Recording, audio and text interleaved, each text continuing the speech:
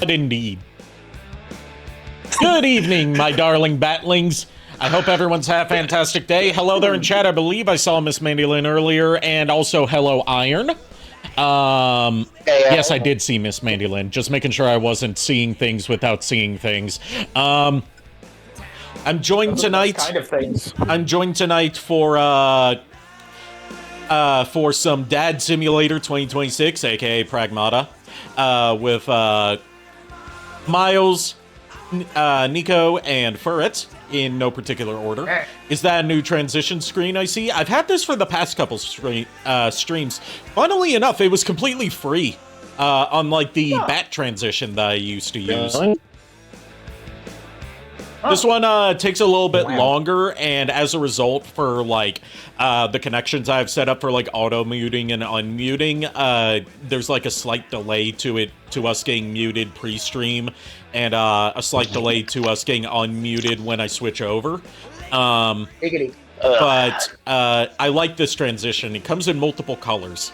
It's called nice. I got it off of the Elgato Marketplace, where you can get like all sorts of stream assets. Some a lot for free, and then also some that are paid. This one is called fuck, I can't remember what it's called because I don't have the doc for transitions open. I can open that real quick. This one is called let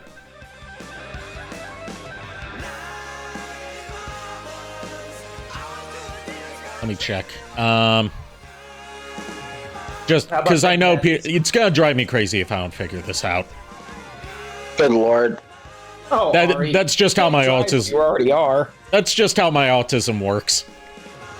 You're can't fine. drive where you already are, Ari. It's called Libra. I was gonna say first, speaking from experience. Yeah. I think that's a yes. Also, I no, like go ahead. purple. Of course you gosh. do. Of course you do. Also, I wanted to let chat know we have a new couple new Pokemon part of the Sanctuary. One of them is Habanero the Charmander, and officially upon Ari's permission for Castle Orlock, the Guardian of the Hole, aka a sleeping Umbreon named Lady Saberhagen. Yes. She will now be. She's all curled up, so she could curl herself up around the hole. Yep, and she will release the space octopus on anyone that tries to do harm to the residents of this castle and residents of the Gardevoirs, Zards, and all the other Pokemon that need to be protected. And just to clarify some stuff about recent lore, the Space Octopus and Lemmy are two separate entities. Lemmy does not come from the hole. Okay. The Space Octopus does. Yep. Octopus. I'm still the guardian of the Pringles, right? Yes. Yes, you are. You are. Guardian. You're the guardian of the pantry, and Olive's Ashes is the guardian of the fridge. I was going to say one of the names, as if I wasn't going to pick Lady Saberhagen, it was going to be Lady Prongles. But I was like, Saberhagen fits better because Salem Saberhagen, and something about a Lady Saberhagen is just like terrifying. And Miles, I'm not joking about that. I have Olive's Ashes placed right next to my fridge because her three favorite spots to stay in the house were A, near the fridge when she wanted food, B, her crate when she was ready to go to bed or when she was scared, and C, my mom's bed when she wanted to take a nap. Gotcha. So she is guarding the fridge for eternity, or at least until hence to forthwith if I ever move out of here, which I'm not planning on.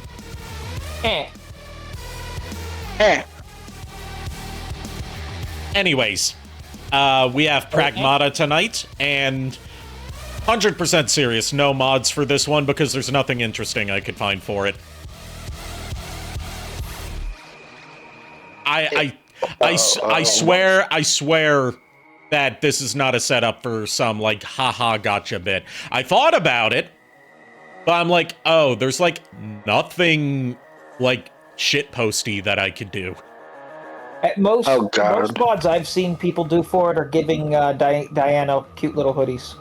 Yeah, most of them are like, oh, different little hoodies for her, or like Nexus mods, which is where I get most of the mods for, like, Capcom games from, is very light on Pragmata mods, because another thing that people really got into modding into the game, and that Nexus mods put the banhammer on, was, like, modding Diana, the robot girl who has the physique and personality of a 5-year-old, into various inappropriate outfits.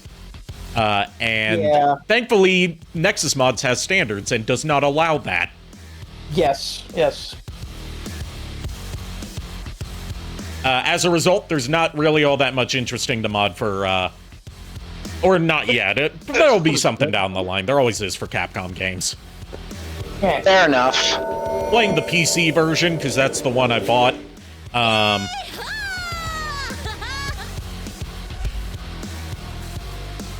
And had to tinker around with some settings to get, like, a good balance of visual fidelity and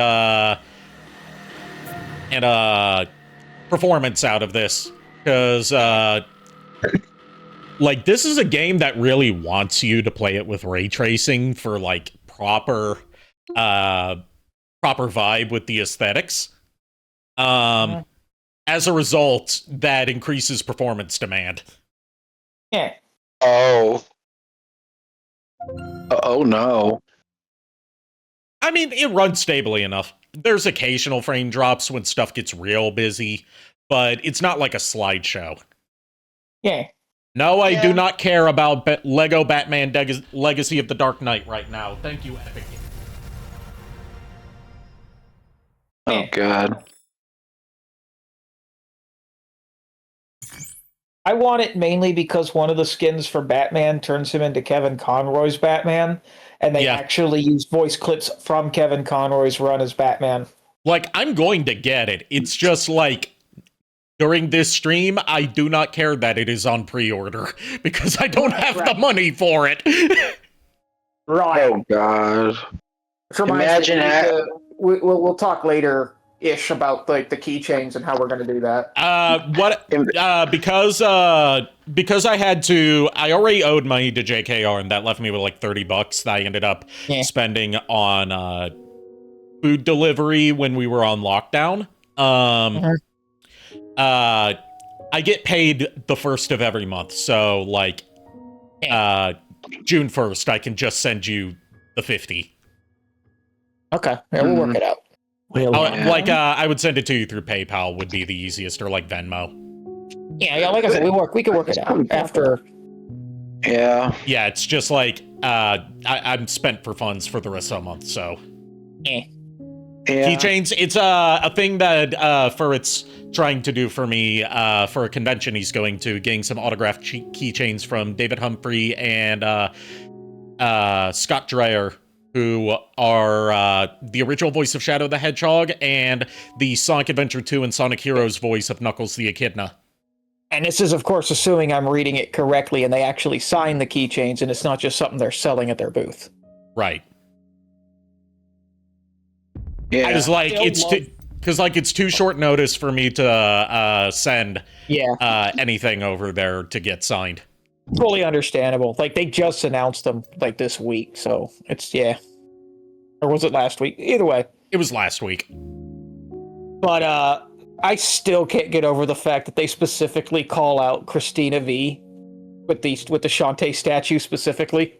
Yeah, the Shantae. If you want to get Christina V to autograph something, it's an upcharge specifically for the Shantae statue. Oh God. Like, I love you, Christina V, and I would love to stop by your booth and say, hey, girl. But no.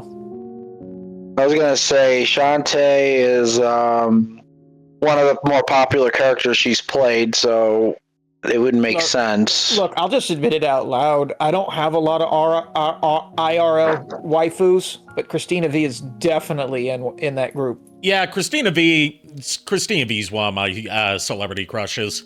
I'm not afraid to admit that.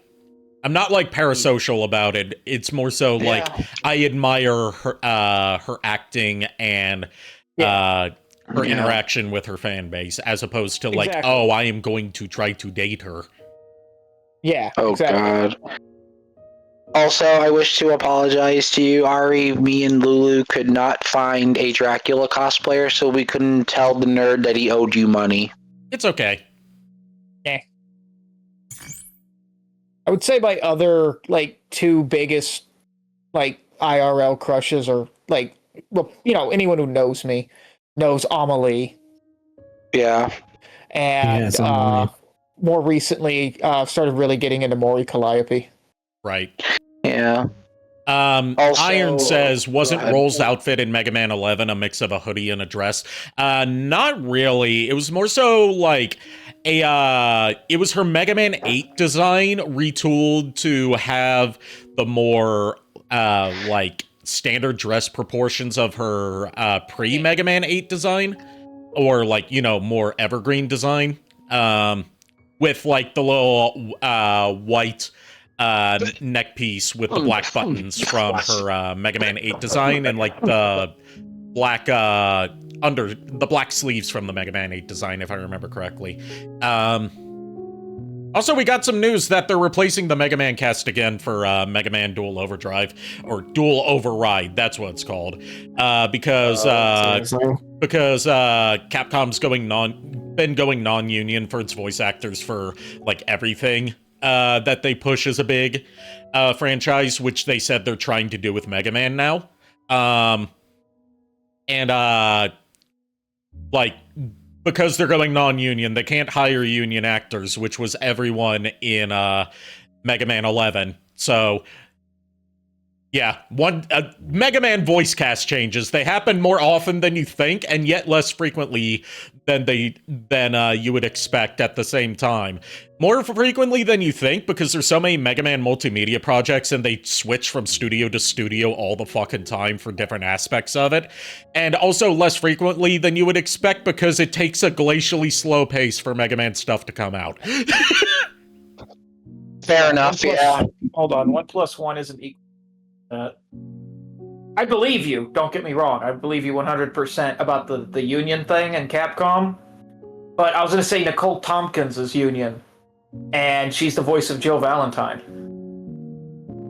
Like, it's less. It's a thing about. It's a specific like SAG-AFTRA rule where like about like rates that have to be paid. And since Mega Man's a lower budget game, they can't afford to pay everyone union rate. That would inflate the budget for an English dub, which is dubs are usually done on the cheaper side for any international project, unless you're like Hideo Kojima getting Hollywood celebrities. Yeah.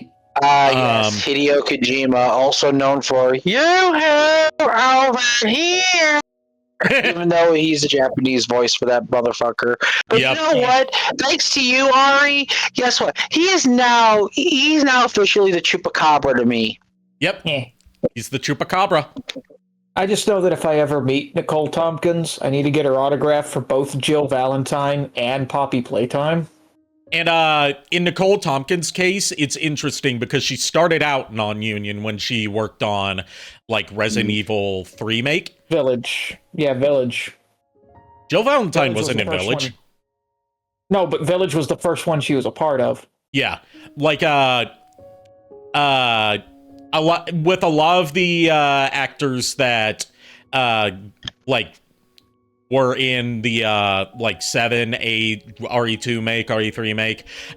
They were non-union at the time. Some of them have gone on to join SAG-AFTRA, so they're union now. Okay. That makes sense.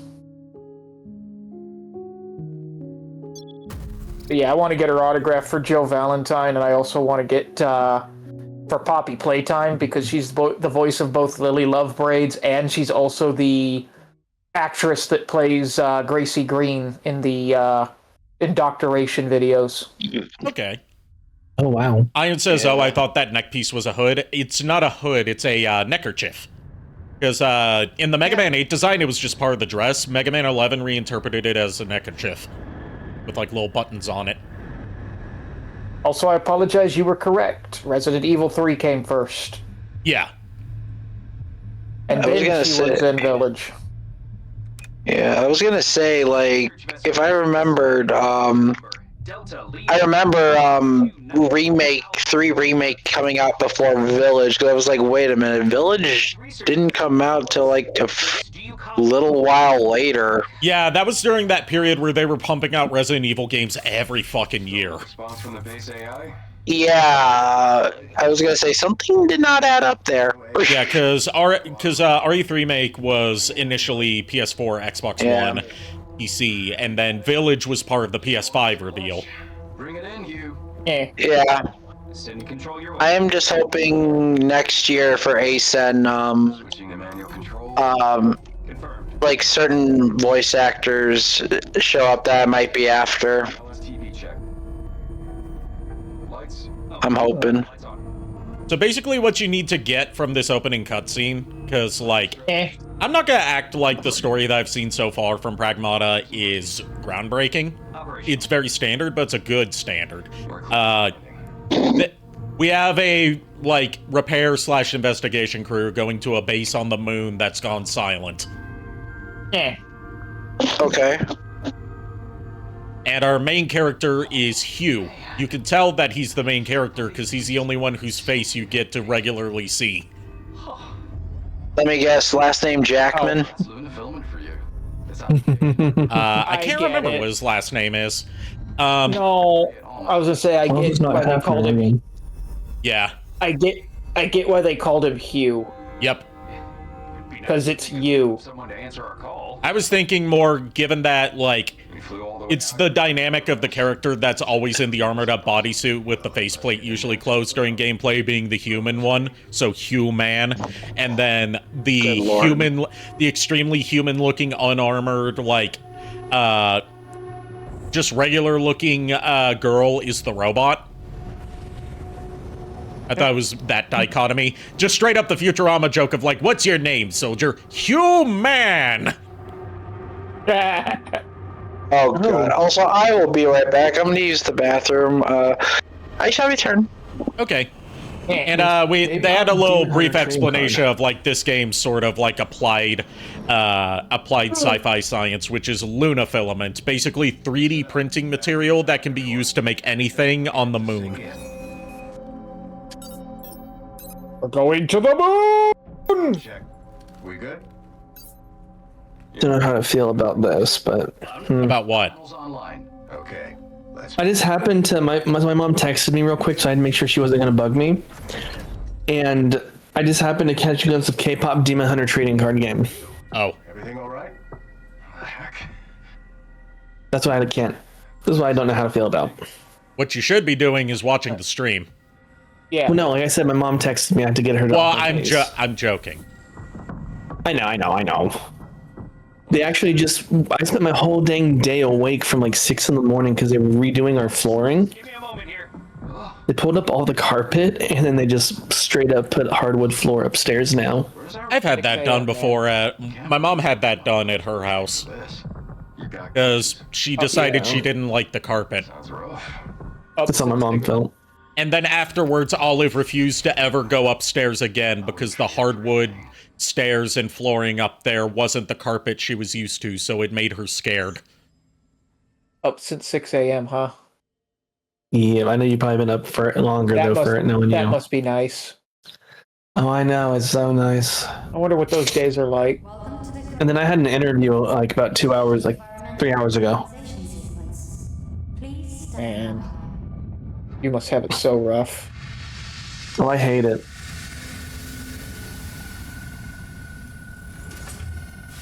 All right. Why does it burn? Get in and get Oh my gosh. That's Just a flashback once, when and a someone half. goes to the decontamination thing in a movie or a video game, I want them to scream, "Why does it burn?" This reminds me of Bridgimon. Yeah, that was a line that Furret came up with for episode 1 for Takuya's first evolution. Oh yeah, the "Why does it burn?" Why is it burn? Yeah, we had to trim it down because it was too long for like the one you recorded. I had to trim down because it wouldn't fit during the whole length of the animation. Yeah, wasn't it something like, "Oh god, it burns! It burns! Why does it burn?" Yeah, and I trimmed it down to just like, why does it burn? Goonimon! Yep. That sounds about right. I really want to do it a bridge series again. Yeah, I just don't have that drive in me anymore to, like, do all the heavy lifting of, like, directing, editing, a lot of that stuff, and have to worry about it coming out on a consistent schedule. Yeah. While also coordinating with a bunch of people in different time zones with their own lives going on. I just don't have that energy in me anymore. I'd be up for being a part of something if I were just like voicing and pitching ideas to it, but not as like a project lead anymore. Yeah, but like I said, we just need to find an editor, you know, like find an editor, and I would be totally down for like, like especially like the Pokemon movie abridged ones. Yeah, that one might be a little bit of trouble to do because Shopro, the company that owns the rights to the Pokemon anime, tends to strike down a lot of stuff that uses their footage. It's why you're not allowed to stream Pokemon Channel. It's crazy.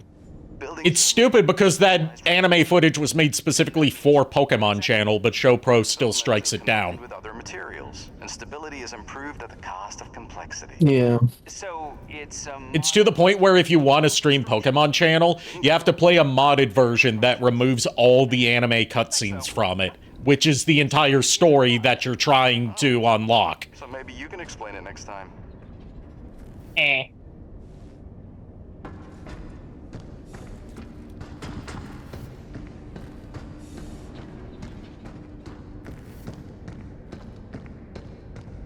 I mean, I was writing one for like not the like first movie, but what's the one that it was like a remake retelling. The remake the Netflix remake one, yeah, the one that's not as good. Was it like I Choose You? I Choose You, the one that's like a retelling of the first episode. No stairs? Yeah. Really? That one, yeah. Like I wrote a whole script for that one at one point. I don't know what the fuck happened to it. Lol. That was probably several computers ago, given that you used to use a MacBook, I believe. Yeah. Just like I used to. Monsters. There was a running joke at it that because for whatever reason throughout that whole movie, Team Rocket's in it, but they don't fucking do anything. Like they have no point being in that movie whatsoever. It's almost like taking, you know, like 30 minutes to 60 minutes of material and stretching it out into a feature-length movie is a bad idea. So, like, we had a joke in there where they show up at the very beginning and then the narrator goes, "Nope, sorry guys, you're not in this." What? Let's be honest, if you were to abridge that and it were to be, like, properly cut down for time, you'd be taking a feature-length retelling of a 30-minute TV show and just turning it into maybe a 30-minute show. Yeah. He's returning it. A mess. Not exactly a popular hangout, is it? Miles would be pissed off though. Why? Because there's the scene in there where they meet the Charmander that's getting like cold in the rain. Yeah. And in the abridged version that we wrote, we ended up just having the Charmander die. What's this rubble doing here? How dare you? We're gonna need some backup. How dare you? Well, we make like a joke about it, like, I can't believe the Charmander died. What did you expect it to happen? It was out in the rain. Its Hey, Nico tail flame Ortiz fan. Sorry. Its tail flame would have gone out immediately, Yeah. which it did. I forget the exact joke. If you remember that girl right, we did a date. It ended in the hospital. She's a medic. I'm hoping she's in the hospital doing medic stuff and not in the hospital injured. Yeah, same. Bath and then take us to the data center. I was gonna say, As you wish. better never see the light of day for that script. Eh. We do not let Charmanders pass away in this call. Here. Well, he gets better. What do you mean? You said he passes away, so Yeah, he gets better. Soon anyway. Just leave everything up. Oh my gosh. Yeah, and then they send us when the thing needs fixing. So they can 3D print robots that do like manual labor on the moon. You can't trust a bot. You mean this game promotes AI? Instant ban. I don't know. Boycott. It doesn't promote AI because the villain is the AI that controls the station. Not gonna come out here and meet us? I know, I was... Something's off. You know what movie promotes AI? AI. I know, and we boycott that movie too. Wait. I'd say we boycott that movie, but I'm pretty sure it bombed at the box office regardless. I almost made another AI a couple of days ago after beating Zenma Zone. No, you I don't want need to Fairy. make a third one. I wanted to make Fairy. You don't need to make a third one. Haru is good enough. I was gonna say, Go ahead for it. on the subject of AI, the movie, that was a good movie, except for the fact that it ended about 5 fucking times. Yeah, and the final ending that it actually gives, like, is such a fucking cop-out. Yeah. Like, I've never in my life sat in a theater going, oh, thank God, the movie's up. Oh, fuck. Oh, thank God, the movie's finally. Oh, fuck me. I mean, I can name one other movie other than AI where I've thought, like, this movie has ended multiple times now. Can it just get to the credits? Return of the King. No, because I've never seen that. Transformers: Age of Extinction. Oh, yeah. Like the movie, the whole thing with Galvatron, the Decepticons is over. The day is saved. Oh wait, we still have like half an hour to go. Yep. Because we decided to have lockdown in here, even though he doesn't need to be here.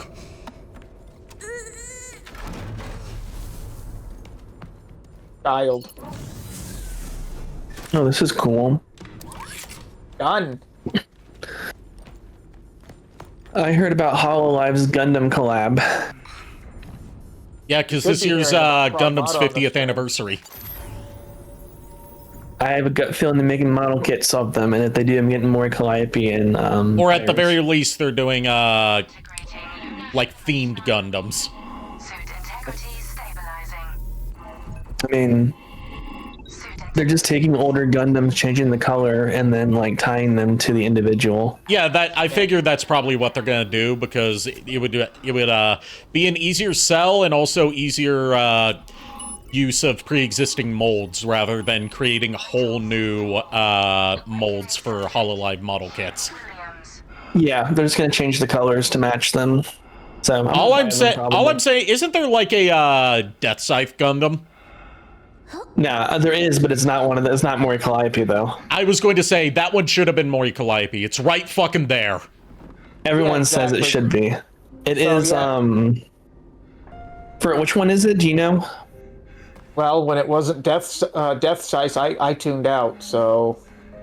I think it's the one from Wing. That is the. Is it Wing or is it? Miles, I'm What? going to say something that's going to shock the ever-loving fuck out of you. I know nothing about Gundam Wing. Not one damn thing. Same here.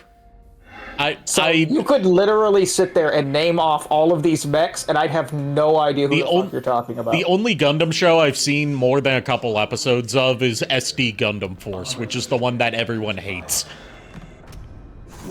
Oh, so it's this one. It's the purple one from Gundam Wing. Okay. Oh no, One that has a Walker's freaking evil! Something here, right? What a twist! It's like a zombie that walks. They basically are robot zombies. It's like Resident Evil with robots is the best way I can. It's like Resident Evil meets Dead Space, but with robots instead of abominations of mankind. Man, Walker was my home skillet. So we have to shoot him, and it's doing chip damage. Quick, throw the girl at him! Oh, come on. Damn it. I swear to God, I was joking. Hey, you need to... I think I can help. You actually do have to use the girl to help fight. She hacks robots to expose their weak points. Converting the interrupt matrix. Yep. Visualization complete. Initiate. And you do this by solving puzzles with the triangle, X, square, and circle buttons. Oh my God. While moving, shooting, and dodging. This game would kill me if I were to do Oh it. my God! Like too I much said, to do. like I've said, this is a unique gameplay loop that I've never seen before for a third-person shooter. What's going on here? I'm DI. Forget it. This can wait. We got bigger problems. My name is Caroline. I'm gonna call you Diana. That's not my name. Didn't ask.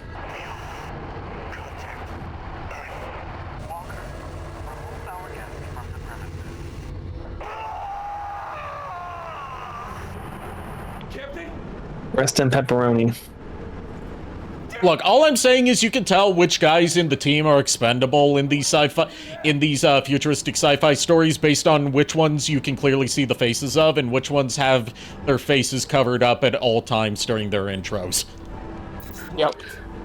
I can open it. Oh no! Mystery Man number 5! He was my favorite! Suit integrity compromised. Maintenance required. So to heal, you have to manually heal, which you carry a recharge cartridge with you. You can collect more throughout the game, and you can upgrade how much it heals you. So kind of like Resident Evil's little med injector kit thing. Yeah, like the herbs from Resident Evil. Except every time you go back to your home base, which we're going to get to pretty quickly into this, it automatically refills it for you. That's good. Yeah. See the tram. I apologize if I offended you with the Gundam Wing thing, Miles. It's just I've No, it's fine. never You didn't. heard about Mobile Suit Gundam. It's which is weird because I have the entire fucking series on DVD. Seriously? Yeah, let's just call it an inheritance and leave it at that. Oh, gotcha. Like maybe one of these years I'll sit down and watch it. Who knows? But I was going to say, if you want, like, a abridged retelling of it, as in, like, actually the dictionary definition of abridged and not funny haha abridged, on Netflix they have the compilation movies that retell the story the way that the original director intended, using the original footage, but, like, cut down to remove all the fluff. And it's told throughout 3 movies. they're actually getting ready to do that with One Piece. Really? I can, I can understand why. Yeah, they're doing it's called One Piece Remake, and basically it's like it's cutting out all of the fluff and all of the bullshit episodes basically, and just getting straight into like the meat of the story. A lot of it has to do with the success of the live action and how people are now getting more into One Piece due to the live action series. Yeah. But, like, they're wanting sitting through over 1,000 episodes is a monumental task for the normies. Yeah. Yeah, so they're condensing it down to, like, they said they can do, like, 2 whole seasons in 1 season if they do it this way. Yeah. Jeez. One Piece is like one of the series other than, like, you know, Dragon Ball Z already did Dragon Ball Z Kai. Like, One Piece is a series where I could see them doing that treatment to it. Also, original Dragon Ball could use that, but that would require further extensive editing. If not just straight up remaking the show with all new animation. I appreciate the offer there, Miss Mandolin, but as stated, it's an inheritance thing, and I don't like giving up things that were inherited from this particular individual. What's that? Got it. Yeah, I think Gundam Wing was the first Gundam I ever saw because it was on Toonami all the time. It was the I first think. Gundam show to come to the West. Acceptable parameters. Yeah. There was an attempt in the 90s to make an Americanized SD Gundam show called Doozy Bots, but never made it past a pitch pilot. Which you can watch part of the pitch video on YouTube. It would have been fucking awful. I bet. Uh-oh, the little girl is kidnapping us. You want an example of how awful, just me remembering off the top of my head how awful the proposed Americanized Gundam TV show would have been? It would have been about a culturally and quirkily diverse group of American kids that get transformed into Gundam forms. And one of them was a kid in a wheelchair, and he becomes the one Gundam that has tank treads for legs instead of getting legs. Uh-huh. Speaking of god-awful fucking American remakes that almost were, if you want cursed knowledge, look up the Sailor Moon one. Yeah, they found the whole pilot for it after a lot of investigating, so it's now out there. And the woman who found it discovered other proposed Americanized anime adaptations that no one knew about from the same studio. Yeah, but I was going to say that one had Sailor, I think it was Sailor Venus or Mercury, one of the two, was wheelchair bound. And whenever she used her transformation power, she just magically gained the ability to walk. That was Mercury, I think. Yeah. Guess I'm on my own now. Among the Even things worse. that were, among the other shows that were discovered as either pitches or actually made it to pilot, one of them was a Saint Seiya show done in the style of Power Rangers. Don't you have a name or something? I said I'll be honest, I didn't hear what you said, Ari, because I was paying attention to them. I said one of them was a Saint Seiya show that was done in the style of Power Rangers. Diana? Oh, God. Yeah. From now on, you can be Diana. How's that fit? Diana. I'm Hugh. I don't do babysitting, but I'm gonna need your help, and, Hugh. Diana. yeah. Hugh. Uh, Diana. Hugh. Diana. Hugh. Diana. Hugh. Diana. Hugh. Diana. Hugh. Diana. Yeah. Diana. Oh. Diana. Capcom knew exactly what the general reaction to Diana was going to be, to the point where they have made an official VTuber model for her that's collabed with members of Hololive. Yep. She collabed with Pekora, and she used her hacking powers to hack Pekora and discover her measurements in weight. Which her weight's the secret that Pekora begged her not to reveal. Oh, God. Reactivating. Pekora's had an interesting past year, getting to collab with a character from Pragmata, and she was also in Death Stranding 2 0. as herself. Reactivating. Oh, Lord. Because Hideo Kojima's a fan of her. Fair enough. Level 0! Yep, this is our base. All right, the shelter. Looks like we got some backup power here.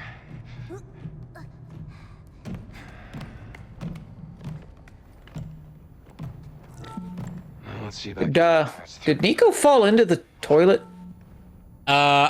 He might have been caught up with something else stopping him on the way back, or he might have stopped to take a shower. He has been at a con all day. Fair. So, Also, credit to the voice actress for Diana for being able to say that fast. Yep. Well, a lot of it is like multiple recordings layered on top of each other. Here we go. But still, the tram line leading to the solar like, it's supposed to sound unnatural because, like, one of the few hints that she is a robot, which is a cool detail. It's not even that far. Hey. Diana. Diana? Yeah? Ah, shit, she's gone. See this spot? You think we can get here in one piece? Oh, we'd need a whole crew of pirates. Yes, you would know that, would you? Nope, but I have an idea. Really? Yeah, we'll go, and if you don't get hurt, that means it's safe. Let's go. Her logic is sound.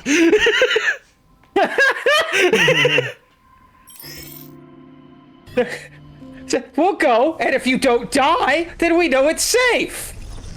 We can also that for something. We can have conversations with her when we come back to the shelter. Well, let's try our best, Hugh. Yeah. I'm gonna need your support till I'm back home. It's pretty fun talking like this. Let's talk a bunch while we have the chance.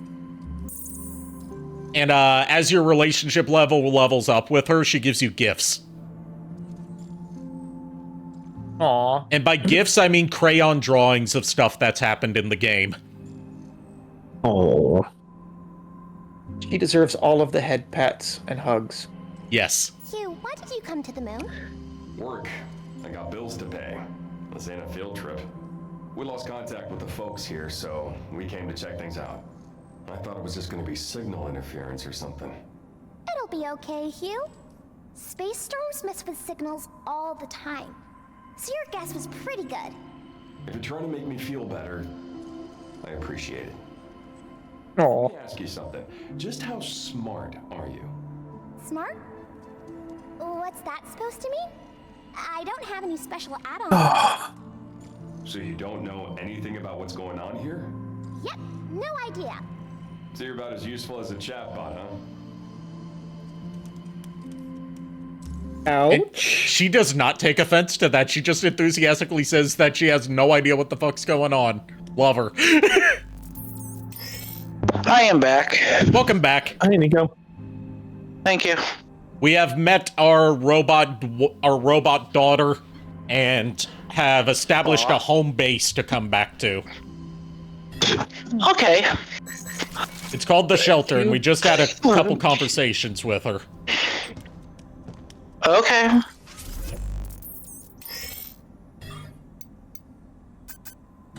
So we can't afford any upgrades right now. And over here, we've got DLC suits that I got for the deluxe edition. She also likes to wander around and just look at things, and you can have conversations with her about what she's looking at if there's an exclamation point above her head.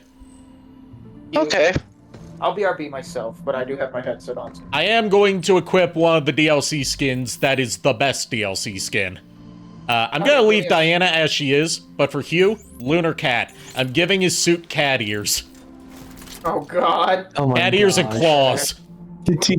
He's an armored kitty. Oh my god. Doesn't And she then get, like, a there's match- also Heavy Lifter. And then for Luna's outfits, there's a matching cat-themed outfit for her with a little cat parka. Oh. That actually makes her look like a Moogle with its color scheme. Yeah, I was about to say it makes her look like a Moogle. And then Mecha Builder, where she's dressed like a mechanic and has her hair that's tied in actually- twin tails. That one's actually adorable. They're all adorable. Well, yeah, but I'm kind of liking the mecha builder, honestly. Yeah, but I like her default cradle jacket, at least for now, because there's a detail with her animation when she hacks that actually led people to come to some sort of conspiracy theory that ended up not being true, which is when she's raising up her arm to hack with her parka being blue and it having long cylindrical sleeves and her arm glowing when she's hacking, people thought, oh, it's a Mega Man homage, like when he's holding up his arm cannon to blast. So it got people to build this elaborate conspiracy theory that Pragmata was actually a secret Mega Man reboot as a AAA franchise. Thankfully, it was not. It's funny how people can assume such things with what information They specifically thought it was going to be a reboot of Mega Man Legends. Oh, God. Based solely on the fact that the character has a Mega Man homage in her design and that it takes place on the moon, which is where the last Mega Man Legends game left off. So it would have been Mega Man Legends 3 AAA, LOL. Yeah. Instead, we ended up getting Mega Man 12 announced, and Pragmata proved to be its own new IP, which I'm happy about. Capcom doesn't venture into new franchises very often, except for when they want to try and ride a trend. Like, there was that Exoprimal game that was their attempt at trying to do, like, a Fortnite, but with Capcom stuff. It just pissed off everyone because it took a lot of obvious visual inspiration from Dino Crisis. And people were like, why didn't you just make a new Dino Crisis? That's fair. That's fair. It was also a live service online multiplayer required online game that you had to pay $60 for. Whoa. Does everything in here talk? And I'm assuming there's a lot of mini transactions too. Yeah, there's a lot of microtransactions, and basically nobody bought it, and its player base died off almost instantly. Doesn't surprise me. Like most live service games that are that are trying to dethrone Fortnite. Yeah. Oh, her attention is drawn to the suit display. They look just like yours. Hugh, what kind of clothes do you like? Is your suit your favorite? Favorite? This is more like a uniform than anything. I'm not wearing it to look cool. Just gotta get the job done. Really? That's boring. Let's find something that suits you better. Oh, God. Hugh's reaction was the same as yours. Here we go. That's my reaction to almost every pun in this stream, in and out of it. Right. Let's head for the power plant. If we die, we die. Yeah, that was straight up like her grand plan for how we're going to investigate the power plant was like you were AFK when that discussion was had between Hugh and Diana, Nico, but he was like he asked Diana, since she's, a robot that lives on this moon station, he was like, do you know if the power plant is safe from the rampaging robots and mad AI? And she was like, I don't know, but if we go there and you don't get hurt, then we know it's safe.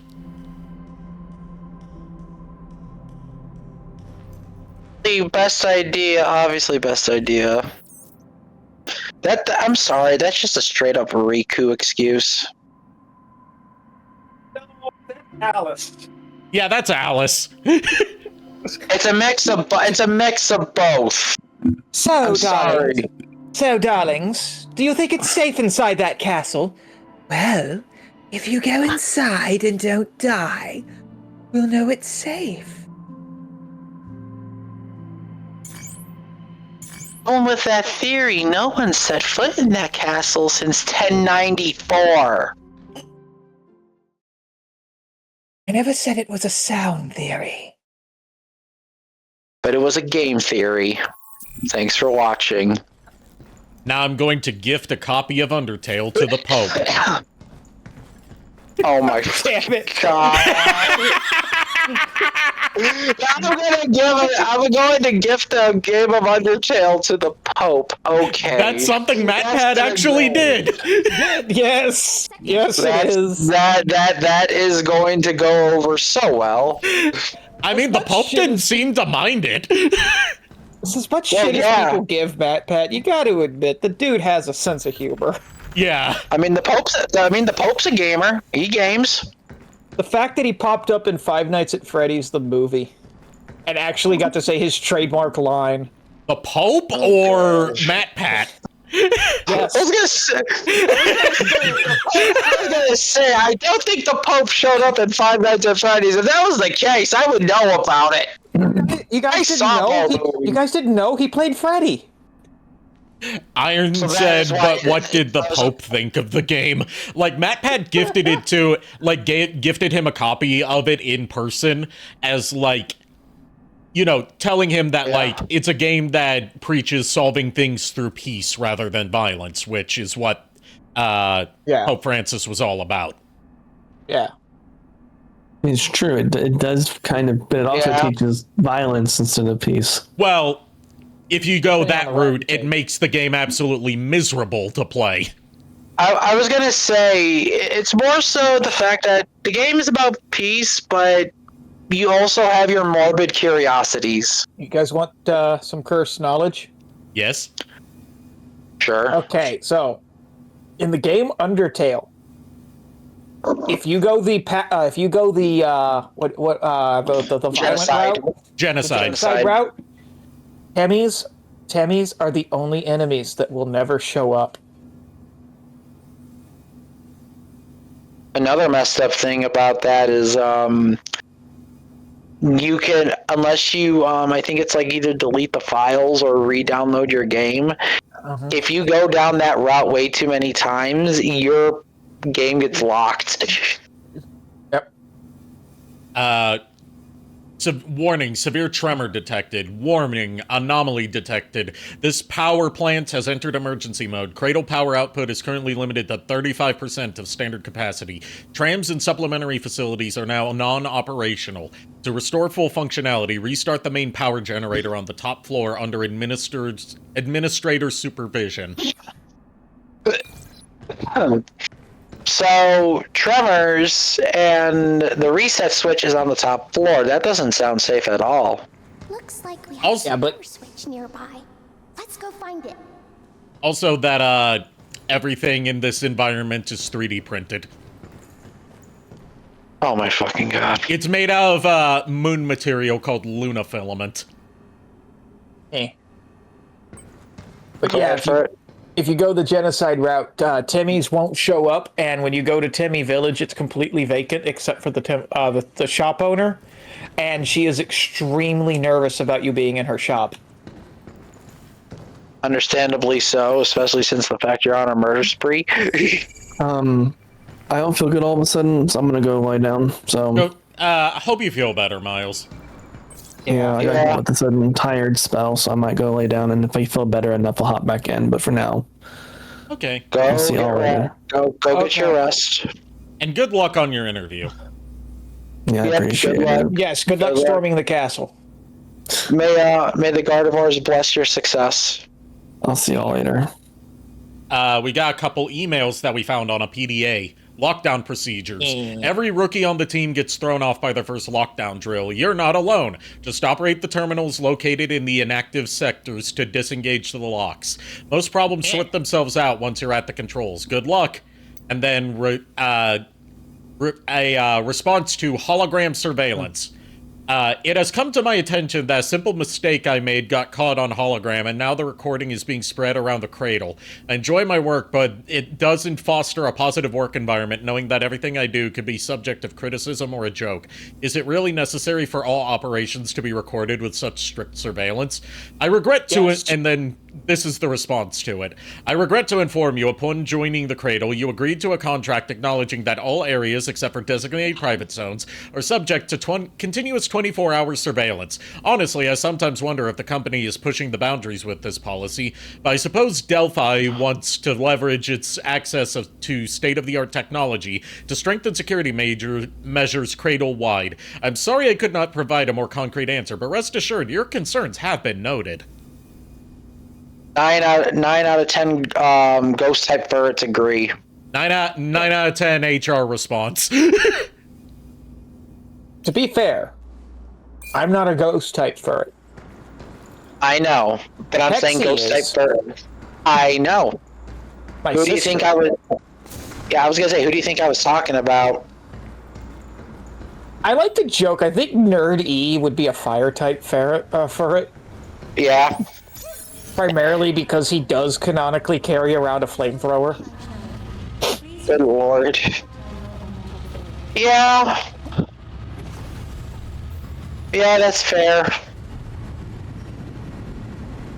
So we've restored power to this floor at the very least, but we have to restore all the power, we have to go to the top floor. That also means restoring power to the robot pods. And now that the robots are going haywire, that means we have enemies to fight. Do not ask me how far it got to the flamethrowers. It's classified information. Just doing my job. Look, I'm not even trying to use mind. I'm not trying to read your mind with psychic powers, and I don't even want to touch that. No, seriously, you do not. If you were to go into inner workings of my brain, your psychic powers would crash, and then I would also have to charge you. Again, I have control over what minds I read. I mean, I don't know about Smiles. Every time I read his mind, he literally has the AOL dial-up sound. Oh my god. I just had this really bad, idea in my head where she, reads his mind, and, it just flash cuts to her in the shower going, unclean, unclean, unclean. I did warn you. I'm gonna have to go for a minute. I need to think. What the hell did I just look at? She reads Revolver Oshawott brain, and it's just different ways of twirling guns. They could probably handle that. Oh god. You joke, but one of the, going off the build that I'm doing, one of the things that I could do is make myself impervious to mind reading. Yeah, that's actually a thing, and the funny thing is this. With Serene, if she used hypnotic pattern, yeah, you guys wouldn't fall asleep. You'd just be in a stupor. But here's the problem with that. If I use that on Revolver Oshawott, that means Oshawott is going to be firing things while not even thinking. Meaning he's just going to be any stronger. He's going to be way more stronger. So I need to get the VOD ready for episode 2 so I could upload it tomorrow. But the Sam and Max playthrough. Okay. Do you remember, Ari, when we used the wishing well, and he wishes to read Max's thoughts, and it's just several ellipses? Yes. That would be when you try to read Hexy's mind. This is basically just, hey, let's see how much PTSD the Gardevoir is gonna have. Well, no, with Hexy, you would think it would be nothing but horrible, violent thoughts, but then you actually read her mind, and it's just ... No thoughts, head empty. ... exclamation mark. No well, that thoughts, was a waste of no thoughts, head empty. The only thing there is a Chimchar clasping cymbals. I'm sorry, but that's one of my favorite jokes in Sam and Max. It's like after that, Sam just goes, I think this well is broken.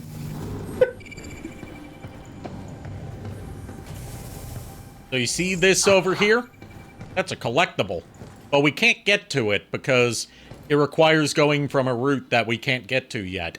This game has Metroidvania elements of backtracking with new abilities to get stuff. You're gonna make me lovely. play this game by the end of the night, aren't you? Printing error. Whatever it is, it's in our way. That's one of the so that things that means- we get a power to get rid of later. I was gonna say, so if this is basically Metroidvania-esque, that means you're telling me we gotta revisit areas later. Yep. It's a mix of Resident Evil controls with a Dead Space-esque story and Metroidvania setup of unlocking new areas and gaining new powers to go back to old areas. I hate how my fucking brain works. Why? What'd you do? I just saw the drone we were shooting down, and I just envisioned fucking pretzels. Pretzels on a drone? Oh no.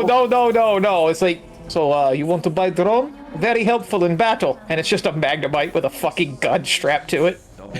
God. Wait a minute. Wait. Is that a Magnemite strapped with an AK-47?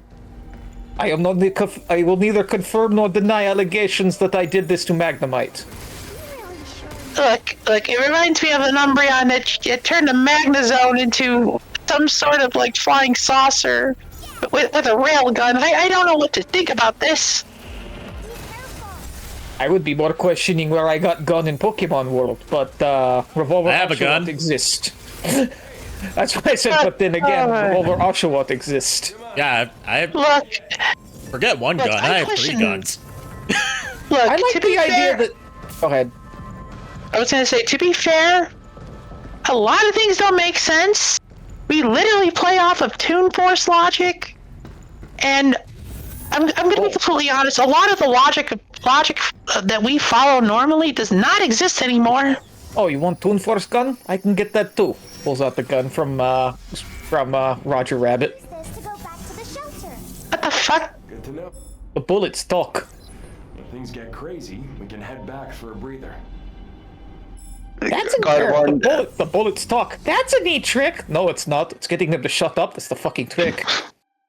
The Gardevoir is just like, yeah, I wonder what Smiles is doing. Meanwhile, Smiles just trying to start shit with somebody. It's time to talk to Diana. Every time you find one of those ladders, they are a shortcut back to the base, so you don't have to backtrack all the way. They also act as checkpoints you can travel to. Everyone shut the heck up. It's Diana time. I'm glad we found that escape hatch. Nice having the tram come straight here. Means we can swing by whenever. Especially if you forget something. Hey, could happen to you too, you know.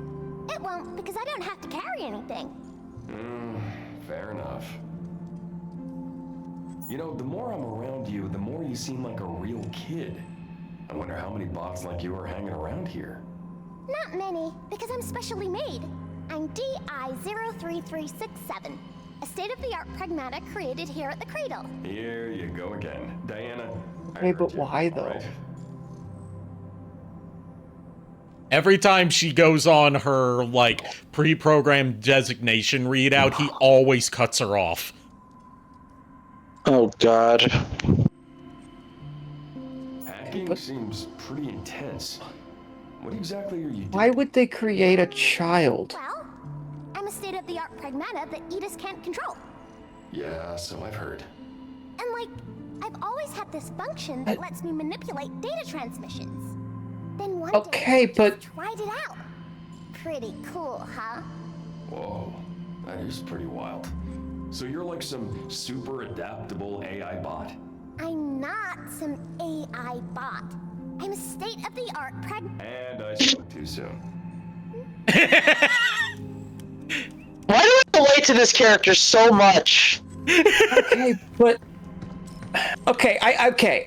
Like, I don't actually want an answer, for the record. I know we're gonna get one at some point, but I don't actually want an answer. But why the fuck would they make her a child, then? Like, what purpose did that serve? I'm looking too deep into it. I'm looking too deep. It's into asking the question of wormhole. what purpose do children serve? There it is. Okay, first of all, Wow. Okay, I'm very concerned now. There's something odd on this terminal. Odd. I I was gonna meant, say, what purpose does it serve to make a state-of-the-art fucking robot a child? But sure. That's definitely not suspicious. Answer, shut your brain off. It's a video game. Just have fun. Hell. This terminal is concept art. Oh. And in lore, it is a terminal where the identity of its of the person who's logged into it is unknown. Nice. So it's like a bunch of concept art. Hey. Bart, is this okay with this? Like, there's many things I am not okay with, but yet I just let roll. Oh, yeah, what I was going to say earlier. I like the idea of when we do the Pokemon one. Yeah, D&D. First of all, any session I'm in on that, I am recording. Yeah. that's fair. So that we have record of it, and maybe I might post it on my YouTube channel if everyone's Yeah, it wouldn't be okay something with we that. live stream, but if everyone consents to it, it could be something that's recorded and uploaded to YouTube. Yeah. But I mean, of also, course. I am 100% liking the idea that it's Revolver Oshawott that introduces them to Pretzels. Because Oh, God. Pretzels is definitely the one that sold him his guns. Yeah. Yeah. And then, Yes. By proxy, that's how they beat Hexy, because Hexy is Pretzel's assistant. Oh god, yes. My Yes. Gardevoir, my Gardevoir is friends with Smiles and Void. Somehow runs into Hexy. In turn, then meets both Pretzels and Revolver. Well, no, it would be the other way around. I know, but I'm just saying in general. It would just be like I chose to be a healer, and then all this happened. Yeah, I was gonna say it would be you would meet Revolver Oshawott first. He would need like bullets or something for his guns, and say, "I need to make a pit stop." Something along those lines. Yeah. I mean, fair enough. I mean, literal D&D logic. I mean, he can literally use Okay, so there are some items in Pokemon Mystery Dungeon called Geopebbles that basically act as like projectiles for Pokemon that they could throw. Guys, we just got a new gun. We got a shotgun. Nice. Oh god, Nice. what's up? What's up, Bert? Oh, I was gonna say, okay, guys. So like a couple rules. 1, don't look him in the eye. 2, don't look him in the other eye. 3, do not ask why he is not a Ninetales yet. Just like starts listing off a bunch of like really fucked up rules. I mean, I wasn't going to ask many of those questions, but now you got me thinking about it, and now you're going to have everyone else in the party asking those questions. So that was kind of counterproductive. Also, heck yeah, Shockwave. Yeah, this is the Shockwave gun. It acts as our shotgun. So I'm assuming. Oh, I've got a shotgun. So, question: I'm assuming it acts like a normal shotgun, or does it have special properties? It acts like a normal shotgun. More effective at close range, covers a wide area, deals higher damage than your standard pistol. The downside to all the weapons except for the pistol is once they run out of ammo, you have to find more, whereas the pistol recharges ammo over time. In news I did not expect to read today, apparently Funko Fusion is still making DLC. I'm surprised because I thought that the studio that made Funko Fusion had closed down. They just recently released a Mega Man pack and a Jurassic Park Rebirth pack. Oh, those have been out for a while. Where you can play as Dr. Wily? Yeah, that's been out for like a long time. Huh. Interesting. Yeah, those DLC packs came out a while ago. Very interesting. Also, just for a little, like, industry thing of, if you're wondering why Funko Fusion feels like we have Lego Star Wars at home, it's because the studio that made it is made up of former Lego Star Wars devs. Oh, God. Oh, Jesus Christ. What, you want Shockwave Cannon? I get you Shockwave Cannon. Hexy! Putting out the Shockwave Cannon! Comes out with a giant-ass fucking cannon.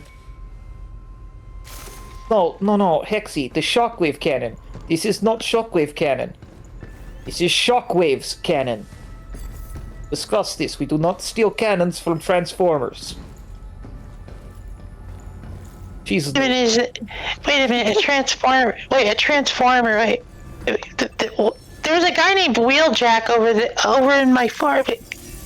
Is he a Transformer?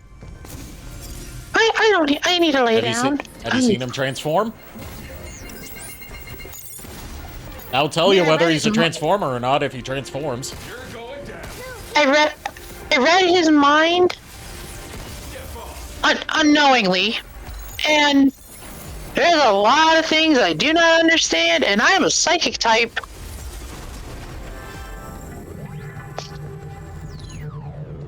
Listen. I only ask for a favor because, frankly, I am concerned. I feel as though Hexy spends far too much time here in shop.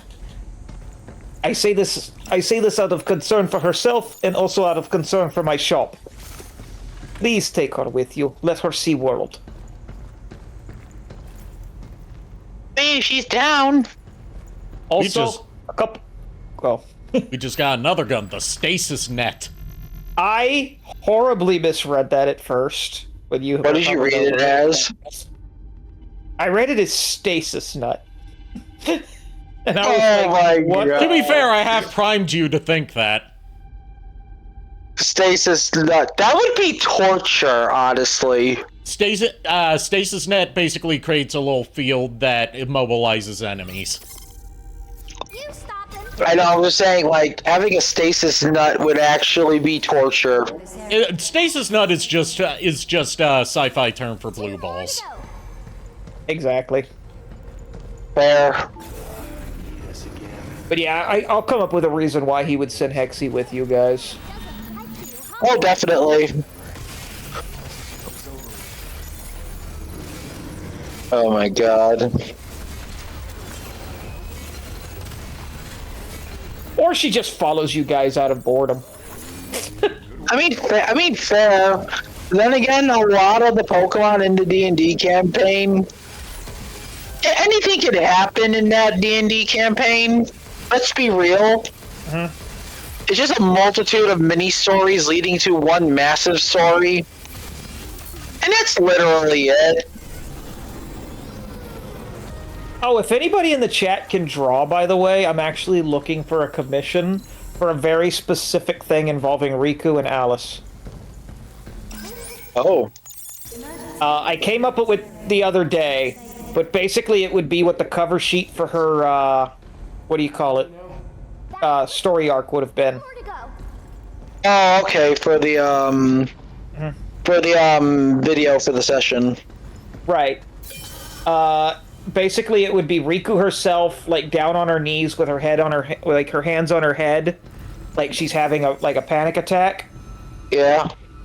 And behind her would be, child Riku, the scientist Riku, the Reaper Riku, all the Rikus, basically. Yeah, the romance Riku, and then just slightly behind them, with her hat tilted down over her face, would be Alice and in the Kana outfit. And then above all them would be like the shadowed evil version of Alice. Also, the terminology for the thing you're looking for is thumbnail. Thumbnail, yes. Like the cover image for a video is called a thumbnail. Yeah. It's just a thought that came to me the other day, like that would be a really badass fucking picture. Yeah, that would. I just realized for the beach episode, a good thumbnail would be like, just a clickbait one where it's just like Wheeljack with sunglasses, looking like he's about to go to the beach. I mean, if you want,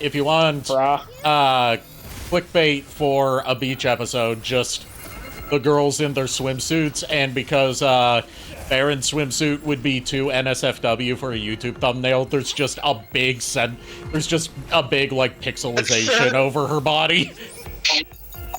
I love it. I love it, especially since the fact the swimsuit she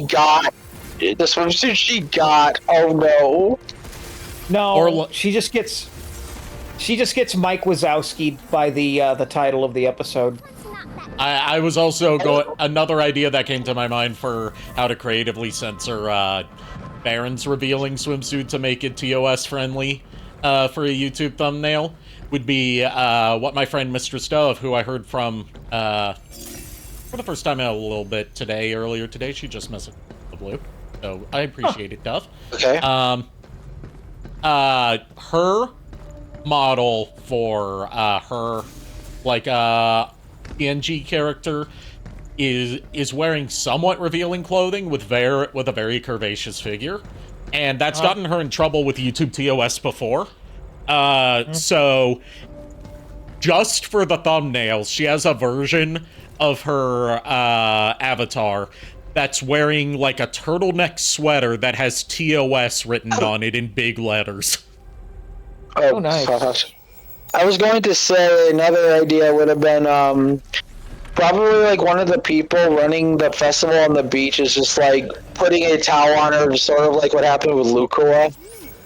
Oh yes, pulling her aside because she's just dressed too indecently. Good lord, yeah. Is in the chat. They're trying to address you hard.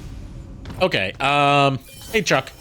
Just wanted to pop in for a second and ask Ari if they saw what you sent in Discord. Yeah, I saw it. I haven't worked on next week's schedule yet, but based on your schedule, we could definitely do some more Devastation next week. And Red would be if he wants to be joining us for that, because he did reach out to me saying like he wished that we had let him know that we were doing Devastation since he enjoyed being part of the Call of the Future streams. And, you know, I don't want him to feel like we're intentionally leaving him out. It's just that didn't occur to any of us to add him to that group chat. So, you know, if he's willing and able, I've added him to the group chat just for future Devastation streams. So he can join if he feels up to it. I'm gonna go play.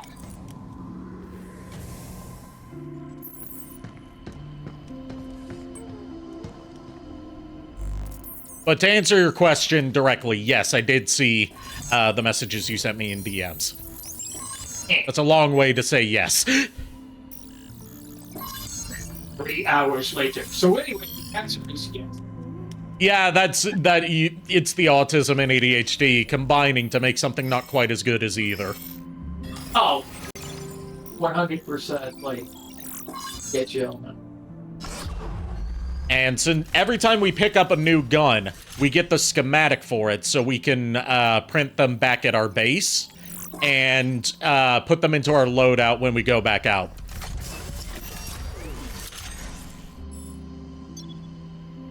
There are 4 different types of guns. You have your pistol at all times.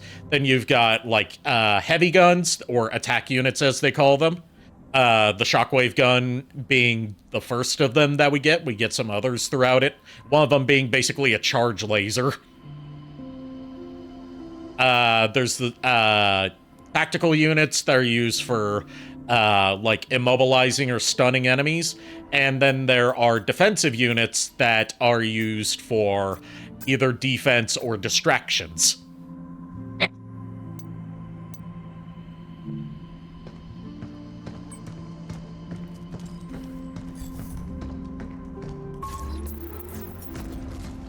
Actually, before we head out, let's see if Diana has anything of note to say.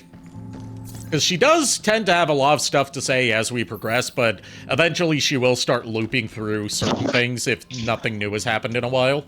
That big round bot from before was pretty tough. Sorry about that. Lulu came home and cooked her spell, so I helped her out. Okay. With those guys stomping around. Yeah. I think they're supposed to work outside. Now with Edith acting all weird, they probably got moved inside. You didn't see a response in our DMs because I went to bed at a reasonable hour last night, so I saw them this morning when I got up and just didn't get around to responding. So, JKR in the chat? No, Chuck. seize the cradle? Oh, hey, Chuck. Manages the bots. Also, I just realized something. This is everywhere. Who the hell thought that was a good idea? What's that? I'll wait till the cutscene finishes. It's over. When I brought up the Dragon Maid joke for Lukoa comparing to Varen, the more I realize a majority of the D&D cast is literally just some of the cast from Dragon Maid.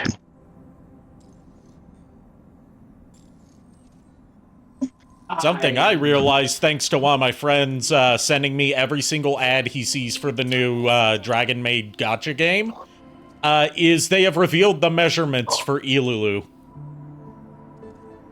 Okay, and More what is the specifically, lore? her bust measurement. She is 130 centimeters in bust. Isn't that like, what the fuck? Yeah, I would have to ask Timo what that equates to because she's an expert on that. What's up, Hugh? Didn't Anything I can didn't someone say like at one point she was like a teacup or something? It depends on, that was based on her manga design because she had not appeared in the anime yet. And the artist for the Dragon Maid manga, who, you know, also created Dragon Maid, is notoriously very inconsistent with how he draws characters because he has a very simplified, admittedly kind of sloppy art style because he's working on like 10 to 12 different ongoing manga at once. God, I just gotta say, that poor girl's back. Where's my brain at? Your brain Something about- tapered off as soon as I mentioned Ilulu's chest. Well, no, like we were talking I was saying Dragon Maid. About the D&D characters being a lot of the characters from Dragon Maid and their yeah. personalities. The sad part is, I know exactly who Riku is, and that would, Oh, which would really fuck things up in a weird way. Riku is 100% Miss Kobayashi. Yep. yeah, I could hear that. But like, would that make? But Varen being Lukoa, No, Varen is Lukoa in design, Toru in personality. yeah, fair enough. Yeah, it's like a combination of the two. I know Vixie, like, personality-wise is, Ilulu, but, body-wise would be Toru. Eh.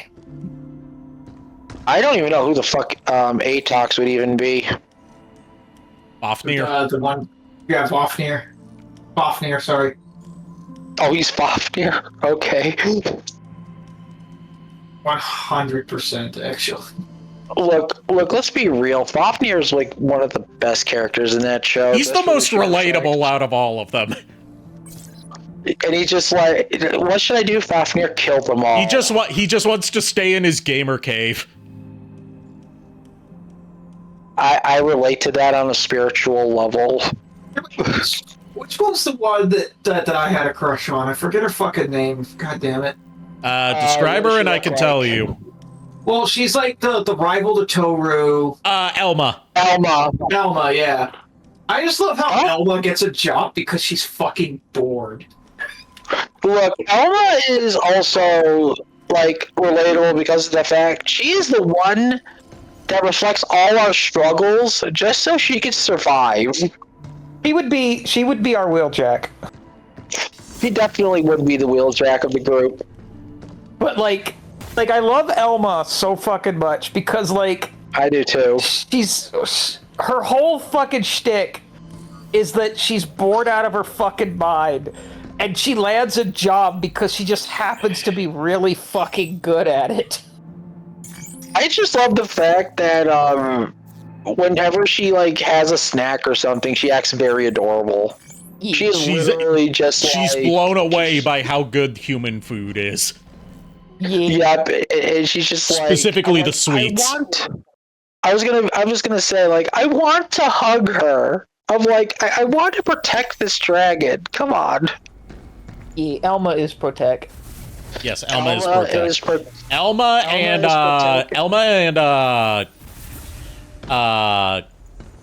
why am I forgetting her name? Dragon Loli. They're protect. Oh yeah, the Dragon Loli is definitely protect. Definitely, yeah. Kana, Kana, yes, Kana. Kana. Yeah. Kana is definitely protect, much like the Gardevoirs, and anyone who tries to do stuff to her, guess what? You're gonna visit jail, son. We don't have a Kana in the group, I don't think. No, we don't. I do not think so. No.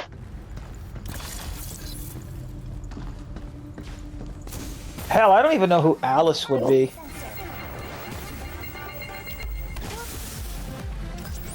I don't know who Galavar would be. Yalavar would definitely be the guy that is friends with Fafnir, or he would be Fafnir, and Atox would be the guy that is friends with Fafnir. Yeah. I could see that.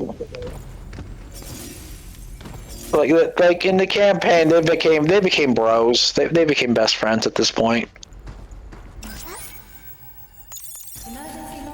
Also, if you hear clicking, I am messing with the fidget toy that I got from JKR. Fidget.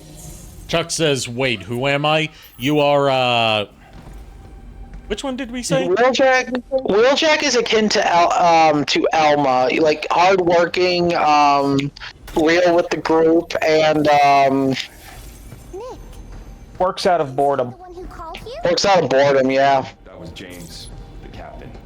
Those two, plus Ken and myself, were sent here to the cradle. They were my closest friends. Now that I think about it, I don't know if Chuck's ever seen Dragon Maid. It doesn't strike me as something Chuck would watch. I think he's, like, aware of it through pop culture, but I don't know if he's actually watched it. I've had so many opportunities to meet Toru, and almost every freaking time something happens and I can't meet her. Like, she comes to Oklahoma a lot. Oh no! I just realized something. Who the hell? I don't even think there's no one in the group that would be Shota. Thankfully, no. No. Thank the gods. Oh, thank the gods. No. That poor boy's been through enough. Yeah. Remember, when Jamie Marchi has issues recording lines for a character, you know something's fucking up. Yeah. I know. I know. Having, like, looked up profiles of, like, you know, the kind of work that Kukyo Shinsha, the creator of Dragon Maid, does, and also having looked at, like, some of his art on Pixiv, because he posts on there. Like, he posts sketches of Dragon Maid characters and other characters from his manga. He also posts, like, original work, and he's also done fan art of my #1 waifu for life, Murasaki, but it's not one that I actually approve of because of what I'm about to get into. He named that character Shota for a reason. Yeah. That is one of his favorite things to draw.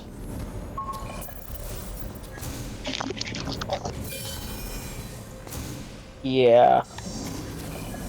Not to be that guy. Didn't he die in a fire? No, that was the director of the first season of the anime. Oh, okay. The director of the first season of the anime was one of the people that died in the arson attack on the Kyoto Animation studio. Okay, I thought I read somewhere it was the creator of Dragon Maid. People often wrote that as, oh, the creator of Dragon Maid, but no, it was the director of the first season of the anime. It's why there was a couple years gap in between season 1 and season 2, because they had to assign someone new to the director position and shift around staff. And also, you know, rebuild the studio. Yeah. That was still a sad thing that happened. Very sad thing. Anywho, moving on from that, so we don't bring Pride down. This is where we get one of our new kinds of collectibles. It's stuff that we can put in the shelter for Diana to play with. Look outside. Hell yeah. From here. Starts out with a globe, and it goes on to other stuff I've collected on my other playthrough where I haven't finished, but, like, I've gotten partly into it. I've gotten a slide, and I've gotten a TV. Oh. But the data here looks all right. The ocean. Water everywhere. Kind of hard to appreciate. Ocean. Water everywhere. Yeah, she's looking at a globe. She's never seen the Earth before. I want to see. I Cute, love it small when she spinning said that. globe. It's like, Some days the world can feel so big. Other days it can feel so very small. I just love the fact when she said, "Oh shit, the ocean, water everywhere." I love it. I'm just like, I'm imagining a waltz saying that, like like they've Yes. never seen like a globe, and this waltz is just like, I want to see it. Let's be honest. If Diana were to be a Pokemon, she would be a Ralts. Oh, it'd be a fucking waltz. No question. And these are called Read Earth Memories. Read Earth Memory Guide. Thank you for purchasing Read Earth Memory, product ID 583. To simply insert this REM chip into a supported replicator to effortlessly generate furniture, displays, and more. Whether you're looking to refresh your interior, recreate a memorable scene, or set up a temporary office, let your creativity guide you. Dream, shape, live. This week's replicator meal menu. Serving up fresh, nutritious replicator meals daily, only at the third floor cafeteria. Today's menu is roast beef, seaweed salad, fish and chips, pudding. Thank you for your valuable feedback. We remain committed to improving our replicator meals to meet your taste and nutritional expectations. Food Research and Replication Department. At least now we know there's pudding. Yes. Yes. And also, there's another one of the collectibles in here hiding. But it depends on the flavor of pudding. You know the, Mr. Everywheres from, Resident Evil? They have the equivalent of those in this game. Where they're little, robot guys that are wearing different hats. Okay. They're called mini cabins. Because they're little friendly robot guys that help you in the shelter called cabins. Nice. Huh. Here either. Damn. I gotta hurry and contact Earth. Welcome to the solar power plant.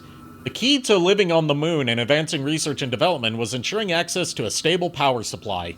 It's fair to say that the advanced systems in place for our solar power plant have been the backbone for supporting Delphi's development and expansion at the Cradle, Delphi Corporation. Nice. Yes, stable power supply that has gone out.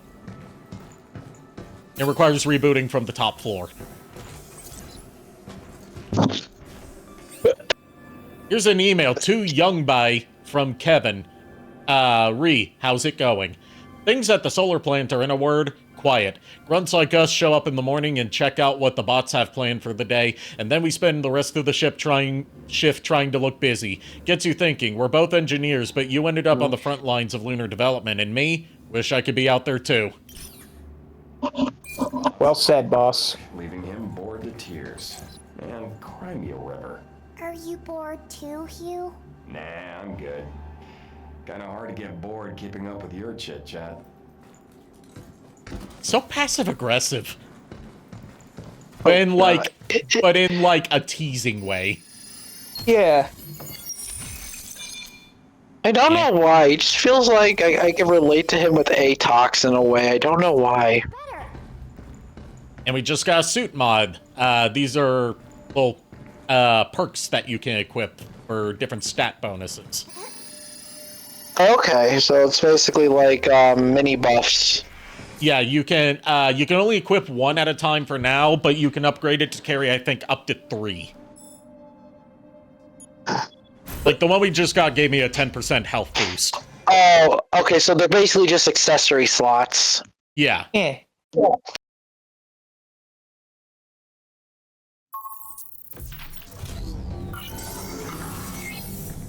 I'm gonna go play. Let's get lots of REMs and decorate the shelter. Let's give her a present. The globe. Present! Present. And there it is. Contained 1 cabin coin. Cabin coin, a mysterious electronic coin featuring a smiling robot in a hat. Better hold on to it just in case. Look, at least it's not a karma coin. REM replicator. Gift a Read Earth memory to Diana in the shelter and print it using the REM replicator. While REMs have no real practical value, they might keep her entertained for a while. Oh, I'm gonna give it a spin. He's going to play with the globe and just spin it. I've done that when I was younger. What are all these lines? I don't see those on the real Earth. Yeah, about that. I want more REMs, Hugh. The globe makes the Earth seem small, like it's easy to just go anywhere. But I know it's actually way bigger than the moon. Isn't that weird? I thought the exact same thing when I was your age. That if I worked hard enough, I could go anywhere. Truth is, if you're up for it, nothing's stopping you. Diana, how you holding up? Well, a quick scan shows all my systems are operating normally. So, I guess you're doing okay. Diana, aren't you tired? I don't get tired. Are you getting sleepy? No, I don't really get tired either. And that basically means we've run out of things to chit-chat with Diana about for now. Huh? Okay. Gun. Yes, upgrading my gun and my health. Like, the yellow cube thingamafuckers that we pick up give us points for upgrades. And then the blue stuff that we pick up, Luna filaments, can be used for buying items. Oh, something's got her attention. Let's get lots of REMs, and REMs are pretty weird, don't you think? What do you mean? Everything we need is already at the cradle, so why do we need Earth stuff? Well, people just like having things that remind them of home, I think. Being up here ain't easy, so people hold on to whatever makes them feel better. I wonder if REMs will make me feel better, too. Hey, can I give you something? Oh, first present. Thanks for talking to me all the time. Ta-da! Oh my god. Aww. First boarded the tram? Oh my god, that's adorable. It's a crayon drawing of when they first met. Look at that. And, like, seriously, the texture work on this, it looks like crayon. Kiddo. I know, right? Jesus. Makes me wonder if, like, someone actually, like, drew it and they just digitally put it into the game. That is how a lot of, that's how a lot of textures are done. There's scans of real-life, photographic stuff that, they, map onto a model in the game.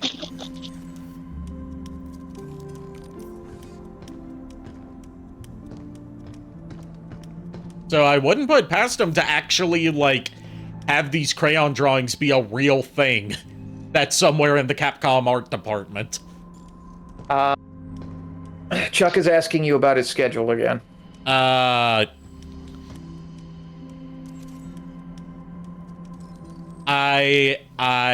already answered that question, Chuck, and the answer is yes, I did.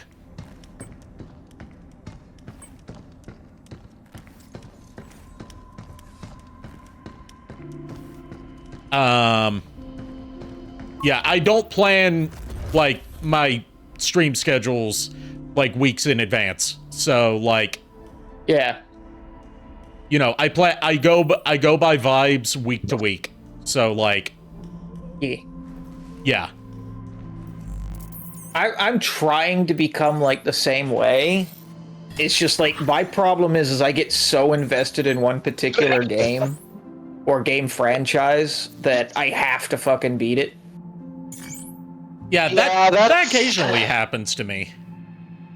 That's how I was when I was streaming. I start a game and I'm like, I have to finish it. My problem is I go way too overtime, and I just try to beat the game in one whole stream, no matter how long it is, and I'm just like, I need to stop that because it's a problem. And then, unfortunately, my issues happened, and I'm like, okay. Yeah, because, like, right now, like, I'm on a, like, I need to finish Poppy Playtime kick. Understandably so. I need to. And the thing is, I know next to nothing about Chapter 5 other than it's the one that Lily's in. and I've seen like very little of it, save for like, you know, clips that people have posted as like memes and stuff. Imagine if our competitors start to break in. So starting Tuesday, I will be going into the franchise completely blind. I mean, Awesome. Oh, well, mostly blind. here, intruders wouldn't stand a chance. Oh. Some of them are like freaking war machines.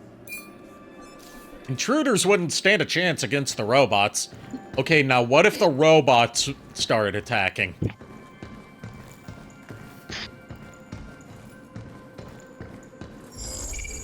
Check out my YouTube channel, by the way. That is Nerdy, the Nerdy Furret. YouTube.com/thenerdefurret. Yes, where I have uploaded every episode of Poppy Playtime so far, and a couple episodes of Sam and Max, one Pokemon, and then the Space Quest one that all four of us did, rather.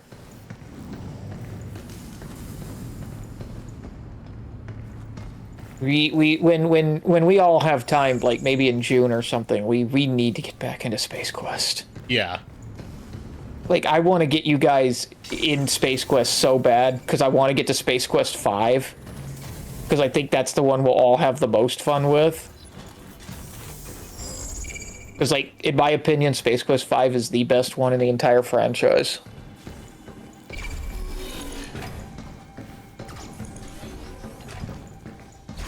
And as I've said once before, and I'll say it once again, fuck Space Quest 6. Space Quest 6 does not exist. Oh, we got a hacking node. Basically, when we equip these, we get extra stuff we can do on the hacking menu if we pass our cursor through them. This one is Decode, which deals extra damage to enemies, and it, like, stacks for the more that we pass through. Or, sorry, increases damage that we deal to them temporarily. Oh. Okay, let me read what Chuck said. No, this is about D&D. I won't about be available D&D. from the 20. I won't be available from the 26th of this month to the 16th of June because I'm doing inventory for my job, and I will be at work from 4:30 p.m. to 10 a.m. Monday through Friday. Having weekends off and Saturdays would be the only day I could do Dude, that's fine. That's fine. That's usually when we. That's fine. We only do D&D on weekends, and we've been doing it on Saturdays, so that'll work out. Yeah, because Saturdays is usually when everyone's free and available, and we are not picking up the campaign until June 13th. I think we all agreed. Yeah, June 13th was when we planned to resume D&D anyway. Yeah. Which is a Saturday. Yeah, so, no, you're good, my guy. Yeah, you're good. You're good. Miss Mandolin says they're watching Space Quest 4 by the Game Grumps right now. Honestly, samesies. I'm happy that Dan is getting to go back to that one, because he said that's his favorite Space Quest game of all time. And he's also gone on record saying as much as he loves Ross, he hates the playthrough they did of that game way back in the day on Steam Train, because Ross kept interrupting him with really stupid jokes that he didn't appreciate. Where'd the wall go? It was just a hologram. Might be more of these things around. So he's happy that he's getting to share it with Aaron now. Okay. The hollow wall. Looks like my theory was right all along, and here you are to prove it. Welcome. Behold, my latest creation, the hollow wall. At first glance, it almost looks real, but tactile inspection quickly proves otherwise. I even installed the very first model right here to celebrate this monumental breakthrough. Well, theoretically, I always knew it was possible. Holographic projection data combined with lunafilament solidification. But proper testing requires a real experimental setup, huge power supply, and expensive materials. I begged my boss for approval, but the request never went through. Then again, I doubt standard personnel ever had access to limb structure data anyway. But that's irrelevant now. What truly matters is exploring the endless possibilities that lie ahead. Sharon! Yo, Sharon, my girl, I feel you. Oh, God. And there's another REM. This one is... Oh, it's crayons! Crayons and easel. Crayons and easel and books. Yeah, I don't know if I've ever said it on this on your stream before, but Dan Avedon is like my life hero, like legit. You've talked about it on stream before. Yeah. But Like we do have new people that haven't heard about that. Yeah, basically like a few years ago, I went through a really bad breakup where she made me basically feel like, you know, I'm completely useless and no one will ever truly love me. So I like went into a deep depression, thought about offing myself, that kind of thing. And then just started listening to Ninja Sex Party songs and, you know, watching Game Grumps, Space Quest in particular, actually, believe it or not. Dan's playthroughs of Space Quest. And, like, hearing his life story and stuff through some of the playthroughs he's done with Aaron just, like, really got to me. And I was like, you know what? No, I can't do it anymore.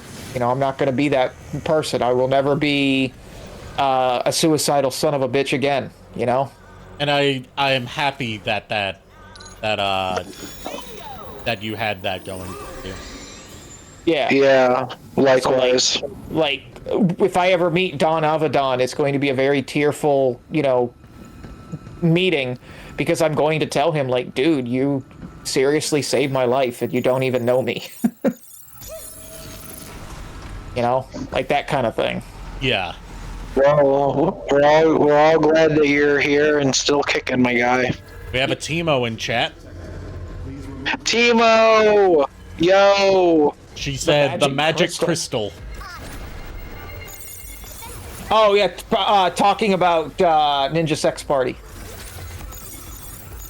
The song that they did that was like a 20-minute long song about like the most epic quest of all time. Oh. Which hilariously they got Markiplier in on as the necromancer that they're supposed to be fighting in that song. Wait a minute, wasn't that whole thing like based on like a D&D but in song form? Yep. 100%. Yeah, I heard that song when my brother played it on the radio, and I think one of the things was like Jacksepticeye was on the couch or something. Okay, so there's actually a little bit of funny trivia about that. Jacksepticeye was not supposed to be part of the video at all. Where do we find the main power terminal? He was just hanging out with Dan and Ninja Brian. Because they were like doing some kind of collab for something. I forget what it was. And he was like literally crashing on their couch, you know, before, you know, leaving to go back home to Ireland. Yeah. And like they were filming the music video that day, and Dan looked at him and said, "Hey, Jack, you want to be in this video?" He was like, "Yeah, sure, why not?" Oh, so like it's literally just him sitting on the couch, having nothing to do with the fucking story at all, mind you. Just sitting on the couch, like eating snacks and stuff the entire music video. It's so fucking funny. Honestly, Jack in that music video was a mood. It was a mood. It was just like, yo. He does nothing to progress the story at all. He's just fucking there. They don't even acknowledge him. Oh my god. God, I love Jacksepticeye. We're about to encounter our first boss fight. Okay. This Mandolin said I could totally see Jack doing that. Yeah, exactly.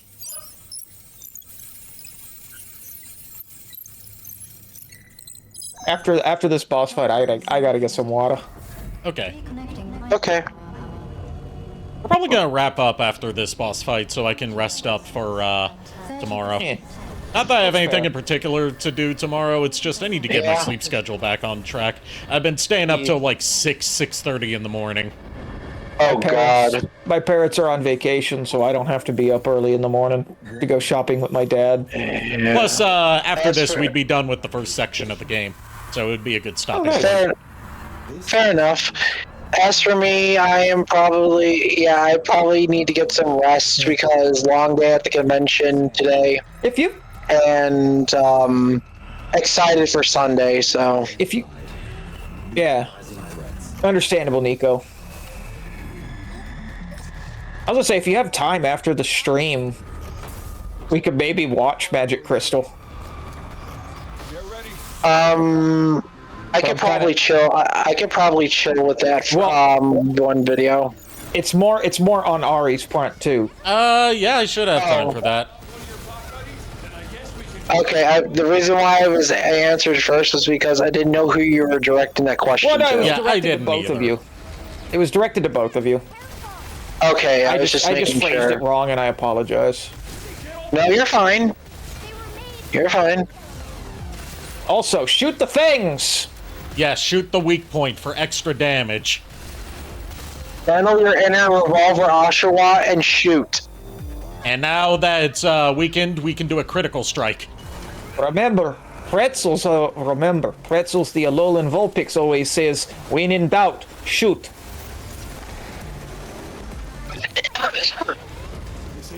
What would I just have this idea in my head now of them like saying, what would Pretzels do in this situation? Shoot.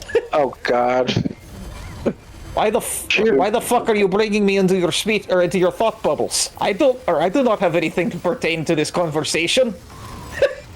Like you joke about the when in doubt shoot, but the way you said that was like exactly the same way that Vinny Vinesauce does like this running gag on his stream about like anytime he gets someone in chat that's saying like, why are you playing kids games? You should be playing like Fortnite or something.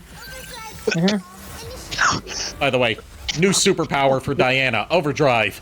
When the gauge is filled up, you get to do like screen nuke basically. Nice. But like whenever he sees like a comment like that, he goes like, Vinny, why you play baby game? Why you no shoot? And like whenever he posts clips of like anything involving that the shoot comments, he spells shoot S-C-H-U-T with umlauts over the U. Speaking of Vinny Vinesauce, he's in Game Overs, which everyone should check out. Brand new series. Yes, please. Nice. Please check out Game Overs. Give it all of your love and support. The Game Grumps and Rubber Ross worked on really hard on it. That's pretty much all I've got to promote. Hint, hint, plug, plug. Hint, hint, plug, Yep. plug. You don't know where to watch it? It is on YouTube. Just go to Glitch Productions, and it's on there. And also, I do believe the Game Grumps will be putting it on their channel later down the road as well.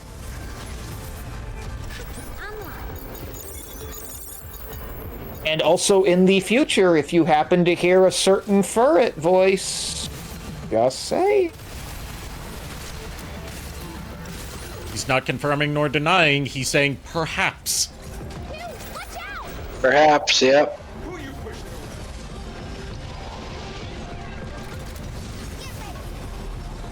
But apparently, like, the views are so huge on it right now that they're actually calling it and saying this could be the next Digital Circus.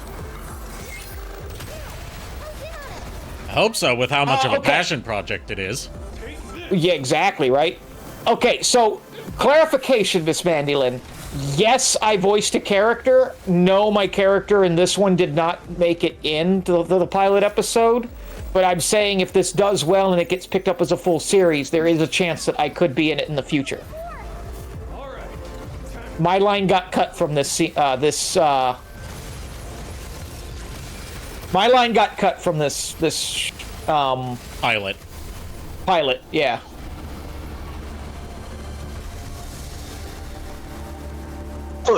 And as they say in France, c'est fini. He.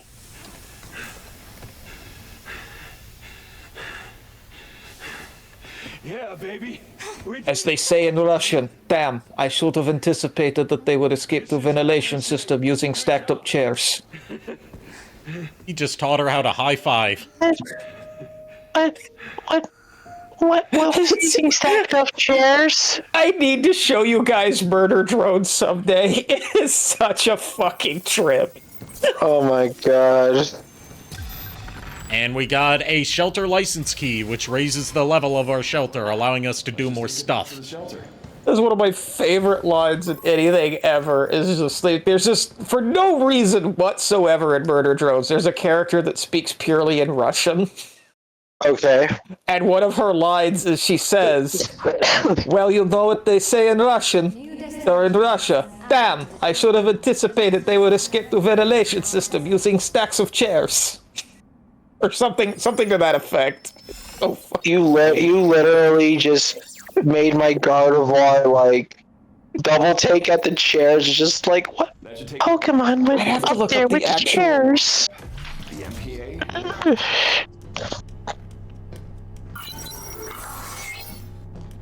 So before we wrap up, we have new stuff in the shelter, and we have a new toy to give to Diana. Okay. First off, here's our cabin drone. What is that thing? We've got cabin fever. Wait. It's burning in my brain. We've got cabin fever. It's driving us insane. Insane!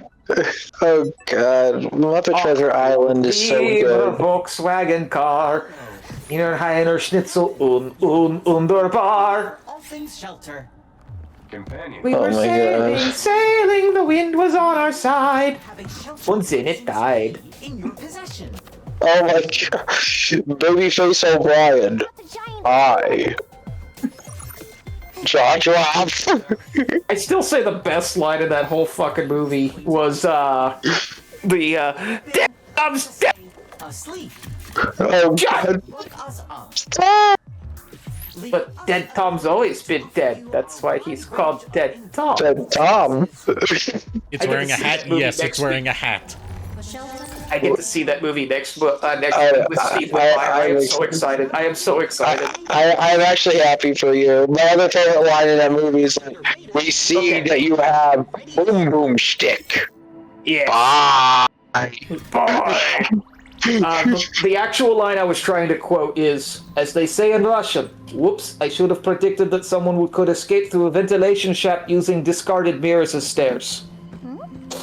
Oh my fucking god. Something has her attention. Oh.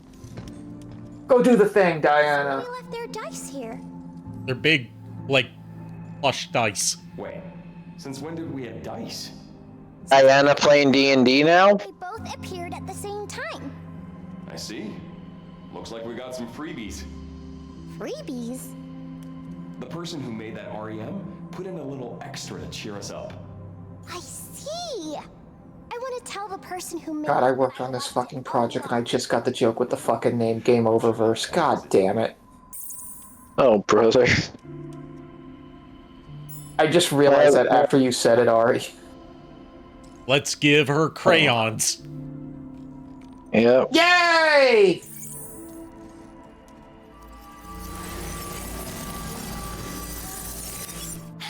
Now she can draw all the things. Named one cabin coin. so many colors. I've been wanting to draw forever. I'll draw you, Hugh. Okay. Look, she did. Huh? Okay, this has to be someone drew these in person or someone's kid drew them for the game and they digitized them in because Yeah, those are it has two- to be because That- this looks too much like actual crayon line drawings for it to be digitally drawn. Turning lines into pictures is fun. Yes. Yeah. She perfectly described what drawing is. Give this one to Hugh. It's Oh, she's God. drawing right now. My God! Did I hear a Mega Man sound effect? This is adorable! I'm hearing Mega Man sound effects. The fuck? Yep. Yes. I use next. Yeah, that's oh, there's a Mega Man sprite on Cabin's face. That's why.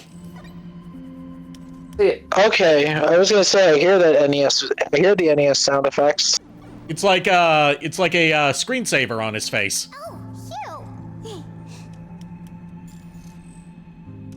Hugh! Hey, now that the power's back on, we can take the tram somewhere new. Now we can head to the comms tower, right? Yep, it's in the mass production array. Talk long enough. Then I can finally Chuck. go home. We gotta What did Chuck do? Okay, let's go. He just said it's cuteness, or Mandyland said cuteness, and then he said unless it's AI. Technically, she is, so it is, lol. What's up, Hugh? Anything I can help? Oh my god. Meaning her art is AI generated. God damn it. Damn it, Chuck. Sun God Jack strikes again. There was a joke that, I watched this video essay, earlier today about Weird Al not being in the Rock and Roll Hall of Fame, and, like, why he isn't. Oh, she's going back to play with the globe.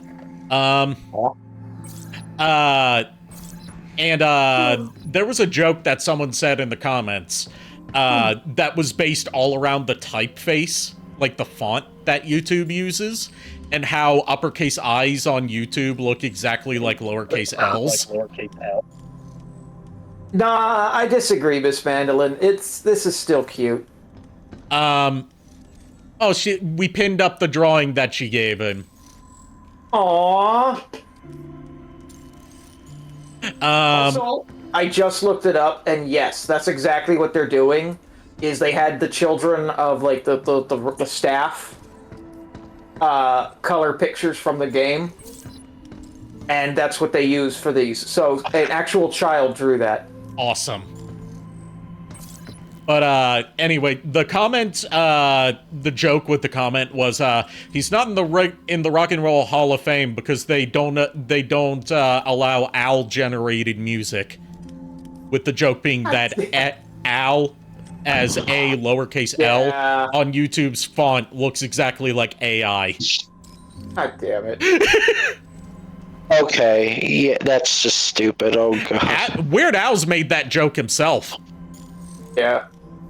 Like, he made a similar joke on Blue Sky. He said, everything I post on here will now be Al generated. Oh my fucking god. Damn it. Alright.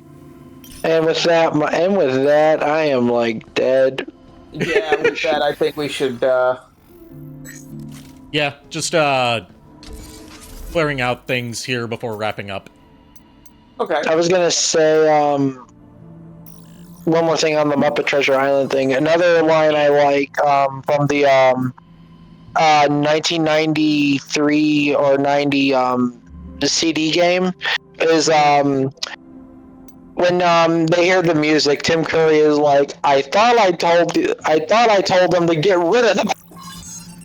Just breaking fourth wall. And I'm just like, Tim Curry, why are you so good? My favorite Muppet. I was going to say that even though I haven't seen Muppet Treasure Island, I haven't seen the video I'm about to name drop, or like recommend. It's a video essay about how Muppet Treasure Island brought out the best in Tim Curry. Yes. Oh yeah, definitely. I was gonna say the other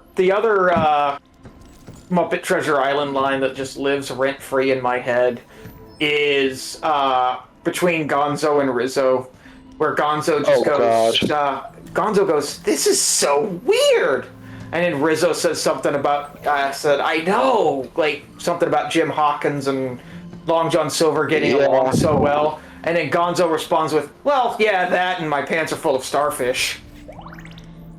Miss Mandolin says, no, Mystic Crystal. We weren't going to watch that on stream. We were going to watch that in our call after stream. Yeah, we would get copyright struck if we did. Yeah. And then last thing I'm showing off is, like, what you do with cabin and those cabin coins we've collected. Basically, we play bingo with them. And by play bingo, I mean tic-tac-toe. Coins to unlock shelter surfaces. A little. Basically, with every coin we get, we can put down a slot on the tic-tac-toe board, and every time we get a line of 3, we unlock something extra. And when we fill out the card, we get something extra. Fine selection of stamp boards. Oh god. So, like, That would be something between you and Ari to work out, Miss Mandolin. yeah. I would have to have you added on Discord for us to be able to do that. What up? What's going on? Miss Mandolin wants to be a part of the watch party for Mystic Crystal. Oh, okay. Yeah, we would have to. I would have to have you on Discord, in order to be able to do that. Read more about bots here. So we've unlocked the bot database, which is profiles on enemies. Some of the when it says encrypted reward, that means like it's the same on every. Like the slots are not randomized. It's just you don't know what you're getting versus the ones that have pictures which tell you what you're getting. She said that's fine. She'll just watch it on her own with blackjack and hookers. Okay. In fact, forget the watching it on your own. Just the blackjack and hookers. And forget the Mystic Crystal. So where are we going to place our other coin? We can do... I placed the first one in the dead center of this 3x3 board. We can do, like, think of it like a tic-tac-toe board. Where are we placing it? I mean, who are you allowing to make the choice? Yeah, the two of you vote on it, and I'll be a tiebreaker. I vote that we put it somewhere on the board. Oh my fucking! What spaces are not occupied at the moment? The outer circle. We cannot do any on the column on the right now because we have to unlock a certain area to do that. So we can do top left, top center, center left, and bottom center. Bottom center. Center. I say center left. Okay. And we unlocked the Skirmisher mod. Deal 10% more weapon or hacking damage against downed or immobilized enemies. Good choice. To provide one of our greatest goods. Yeah, I actually contributed something. Timo, okay, Timo's message got held for bullying. I'm going to allow it. She said, I understand the hookers part, but how does a medic fit into all of this in regards to the blackjack and hookers?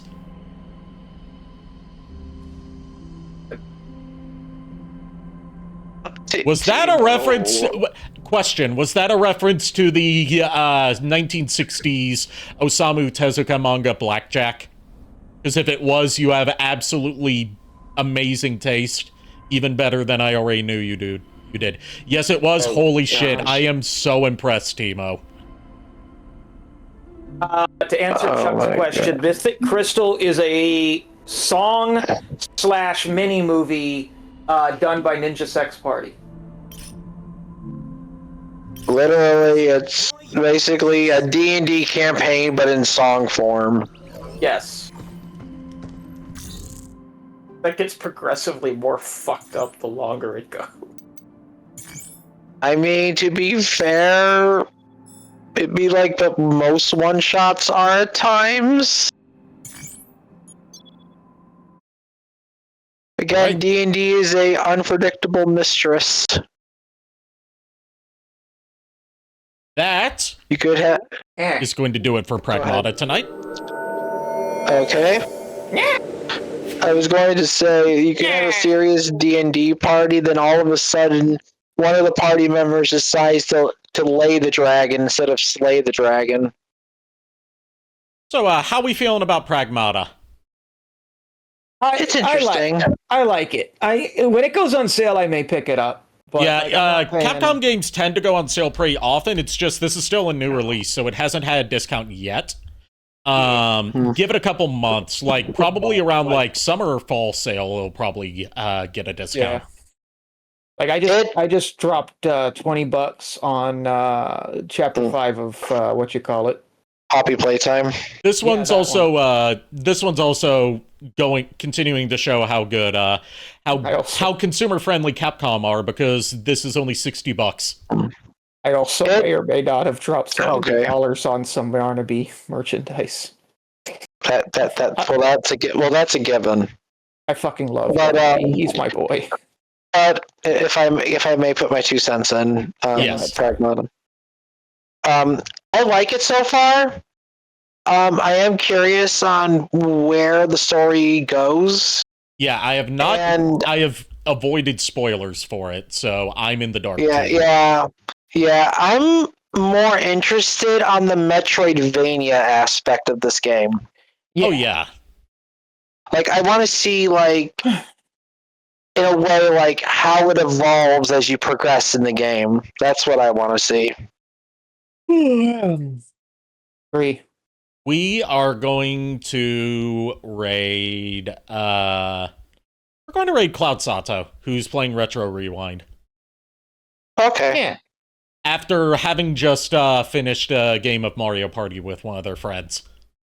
Yeah. Let me ask you something. Did somebody get strangled by an N64 controller as per tradition? No, because it was Mario Party Jamboree for the Switch. So they got strangled by a Switch controller. Gotcha. They got strangled by a wireless controller, which is impressive. No, someone got bludgeoned then. Someone got bludgeoned with the Joy-Con puppy controller. Oh god.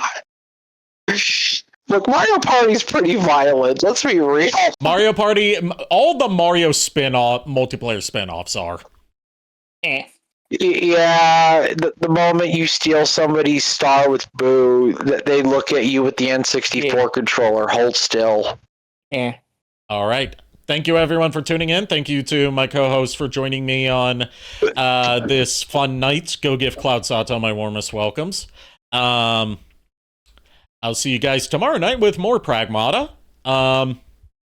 Until I believe that's it. Until then, oh yes, check out Game Overs. And until then, unpleasant dreams.